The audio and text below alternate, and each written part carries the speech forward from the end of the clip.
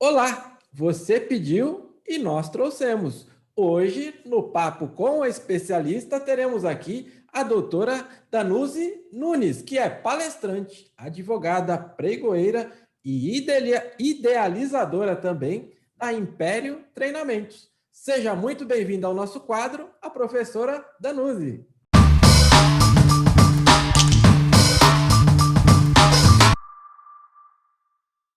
Olá, Ricardo, tudo bem? Eu que agradeço o convite e a oportunidade de estar aqui com a Forset, que é uma parceira e a maior empresa do ramo, que eu tenho o prazer de indicar aqui na minha região e por onde eu passo, e me sinto muito honrada em fazer parte desse quadro, Boletim Diário, nessa conversa com o especialista, que eu acredito que todos nós que acompanhamos a Forset, que acompanhamos os professores nessa área de licitação, a gente tem vontade de comparecer, de estar aqui desse lado. Inclusive, eu falo demais, mas hoje eu confesso que eu estou nervosa. Imagina, que isso. Para a gente também é motivo de muito orgulho, até porque você já estava no nosso radar. Nós fizemos uma pesquisa recente aí e a doutora Danuzi ficou lá em primeiro lugar. É bom que você saiba disso aí também. Mas eu quero justamente o quê? Aproveitar essa agenda aqui com você, professora. Vamos lá, o licitante, a pessoa, né, que vende para o governo, aí ele tem aquele mito, troca de gestão, tivemos aí o ano passado, né, 2020, eleições, vários municípios aí tem a troca da gestão, chegando o pessoal novo, assim por diante, e tem lá aquele mito, né, e eu queria justamente colocar uma pedra aí no assunto, ou melhor, até para a gente esmiuçar mais aí sobre o tema, se realmente é verdade. Nova gestão, e aí, o que está para trás fica parado, é congelado? É isso mesmo que acontece? Ou é um mito, professora? Por favor, o espaço é seu. Na verdade, a gente não pode dizer que 100% não é mito, tá?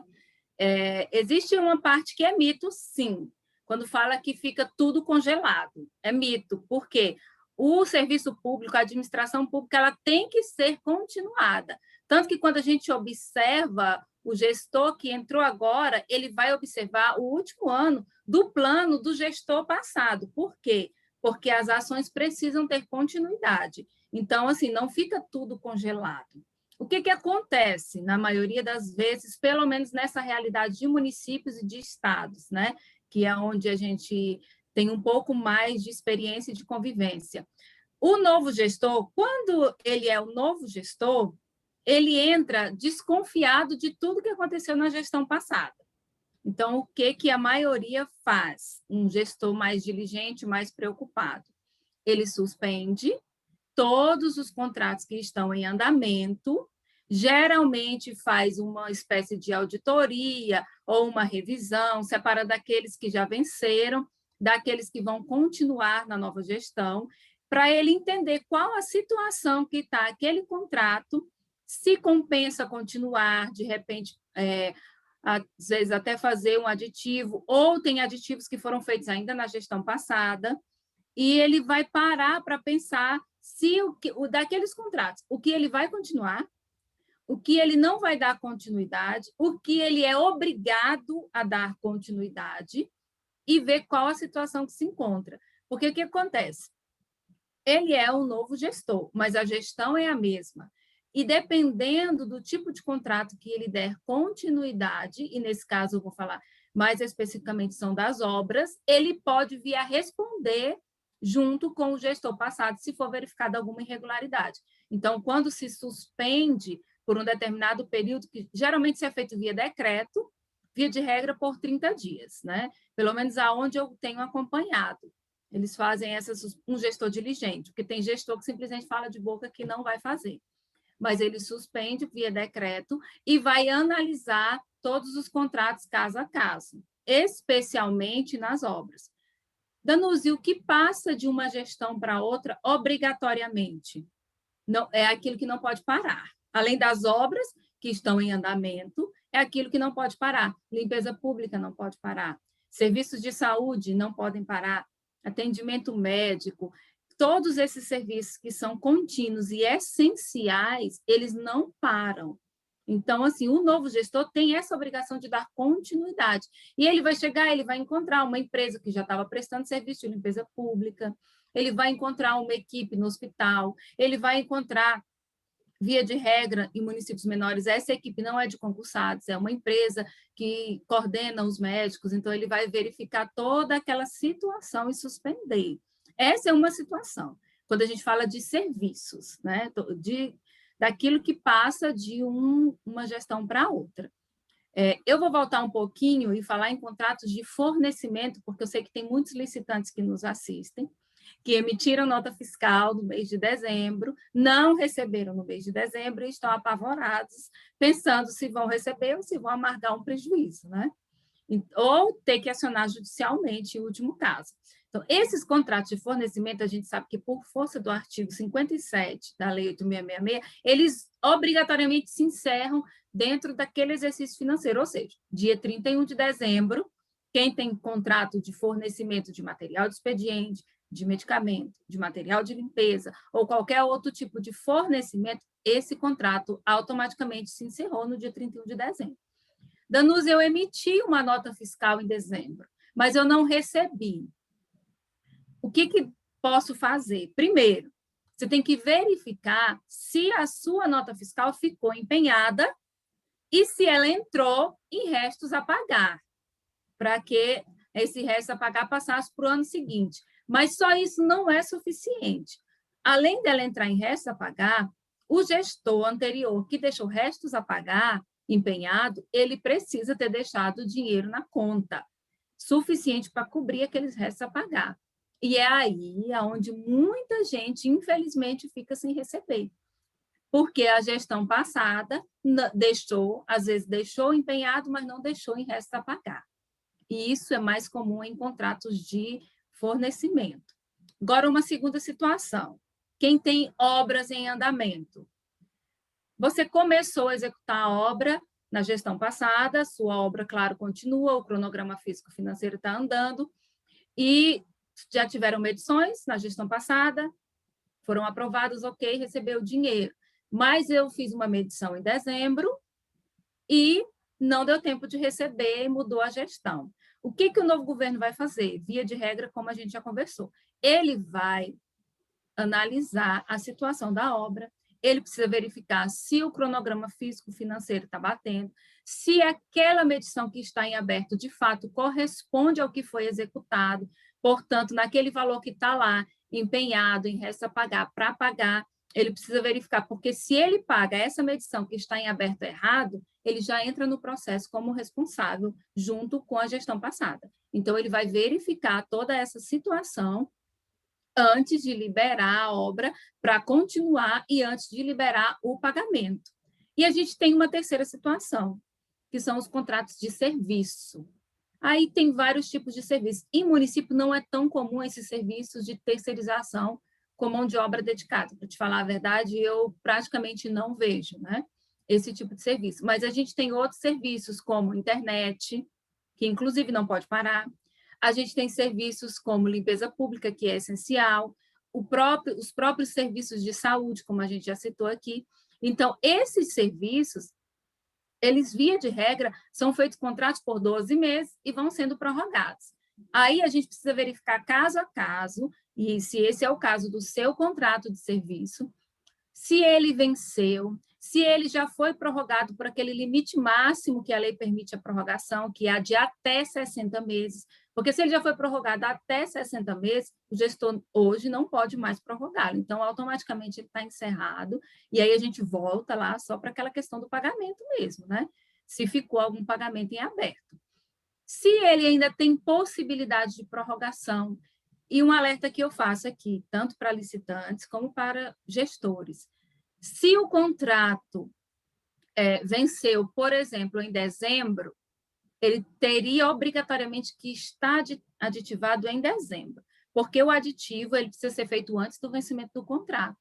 Ele não tem como agora, mesmo no começo da gestão, no começo de janeiro, o gestor pegar um contrato que venceu dia 20 de dezembro e fazer aditivo nele. Porque a lei é muito clara, o aditivo precisa ser feito antes do vencimento do contrato. Então, infelizmente, nesse caso, o contrato não pode ser prorrogado, ainda que o município precise daquele serviço, ele vai ter que fazer por uma outra forma, ele vai ter que achar uma outra solução para manter a continuidade daquele serviço. Mas, de repente, seu contrato não venceu em dezembro, ele vai vencer agora em fevereiro, ele vai vencer em março.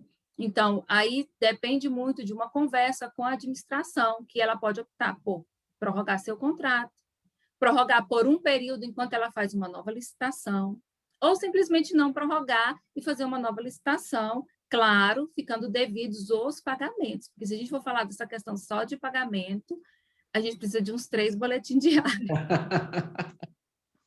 Porque é uma coisa que sempre dá, e quando a gente está falando, principalmente para a licitante, é uma grande revolta, e em parte eu concordo, que é a morosidade da administração pública, quando se refere a pagamentos, né? Que aí a lei fala até 30 dias após a emissão da nota fiscal, mas aí eles contam com até aquele 90 dias, enfim, é uma questão que a gente não vai se aprofundar nela nesse boletim diário. Mas, se você, porventura, ficou com algum pagamento empenhado em restos a pagar, ou ficou com alguma situação desse tipo, o ideal mesmo é procurar a nova gestão para resolver a situação. E o último caso, o não bom e velho resolvendo diálogo, né, administrativamente, professora? o bom e velho diálogo.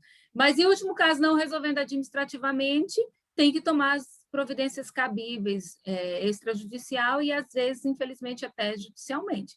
Eu já vi em alguns casos, não muito raro, em municípios de médio porte, a prefeitura compõe câmaras de conciliação para fazer acordos e ir pagando aos poucos licitantes, fornecedores que ficaram com débitos em aberto de gestão passada. Alguns gestores fazem isso e vão fazendo acordos extrajudiciais e fazendo o pagamento daqueles que ficaram para trás. Mas, infelizmente, na maioria maciça dos casos, quando não se consegue resolver pela via amigável, o licitante, infelizmente, precisa tomar as medidas judiciais cabíveis. E muitos não tomam. Por quê, professora? Porque, às vezes, o valor do débito é inferior aos custos que ele teria com uma ação judicial. Então, isso aí, cada empresa precisa avaliar a sua própria situação. Então, assim, não sei se respondi a pergunta, mas não é 100% um mito. Há um fundo de verdade, sim, nessa suspensão.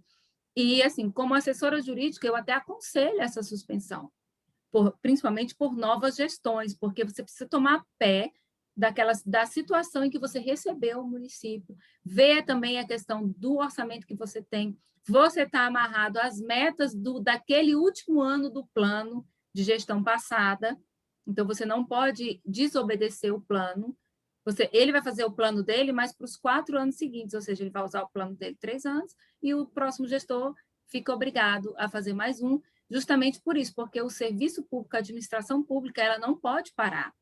O gestor muda, mas a gestão tem que continuar trabalhando. Então, há sim essa suspensão, e ela é recomendável.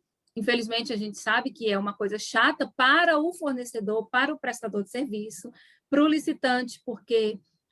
Mas sabe que eu observo também, Ricardo, que eles acabam, os mais acostumados e mais diligentes, eles acabam que se preparam para essa mudança de gestão.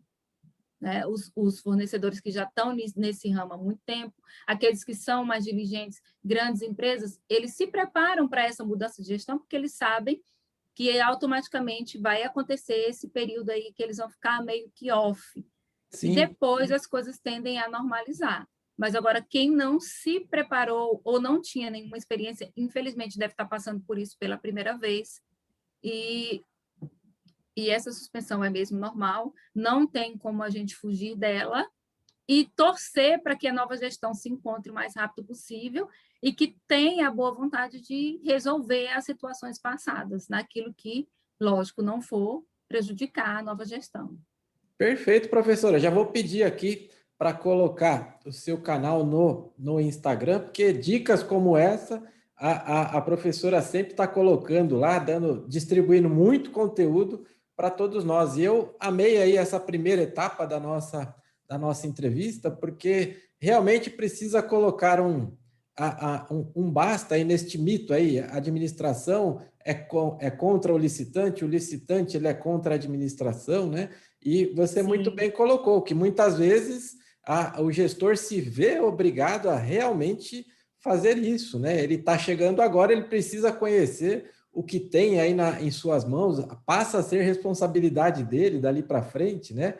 Então ele tem que fazer isso, e você muito bem colocou. Então eu deixo aqui mais uma dica também, tanto para você, gestor público, como para você, licitante, que não deixe também de entrar em contato com a doutora Danuzzi para esclarecer suas dúvidas, contratar o escritório dela. E já vou convidando aqui, professora, quem está acompanhando o nosso vídeo, para na próxima quinta-feira também acompanhar, principalmente você que é gestor público, pois ela vai falar um pouco mais também do que você pode, do que você deve fazer, do que você deve observar, principalmente para quem está chegando agora na nova gestão. Professora, este aqui é o primeiro vídeo e por hora eu só posso agradecer aqui a sua presença. Eu que agradeço, Ricardo, muito obrigada pela oportunidade, pelo espaço e principalmente pela oportunidade de espalhar conhecimento, de contribuir de alguma forma, ainda que em 10 minutos, mas talvez nesses 10 minutos alguém tirou uma dúvida que estava pesando nas suas costas. Então, assim, eu só tenho a agradecer, porque a gente, quando se dispõe a mostrar a cara, muito mais do que fazer propaganda do nosso negócio, a gente tem o intuito de espalhar conhecimento mesmo e auxiliar naquilo que for possível. E é como o Ricardo falou, pode entrar em contato comigo via Instagram, no direct @ Danuzzi Nunes, tá? E às vezes eu posso demorar um pouquinho a responder, mas geralmente eu respondo todo mundo, não gosto de deixar as pessoas sem resposta, tá? E eu fico aqui no Maranhão, em Imperatriz, tá? Eu trabalho também com consultoria e assessoria na área de licitações. Tenho uma empresa de assessoria e treinamento chamada Imperium, que eu falo tanto dela lá no Instagram, que quem me segue já conhece. E a gente procura desenvolver esse trabalho de assessoria e acompanhamento, e agora com o reforço da Forset e do Elicita. Com certeza. Nosso trabalho melhorou muito com esse reforço, posso adiantar isso. Que bom, fico feliz. Depois eu vou arrancar este depoimento aí. E você que está acompanhando aqui o nosso vídeo, não perca, na próxima quinta-feira, mais uma aula com a professora Danuzzi. A gente se encontra lá. Até lá!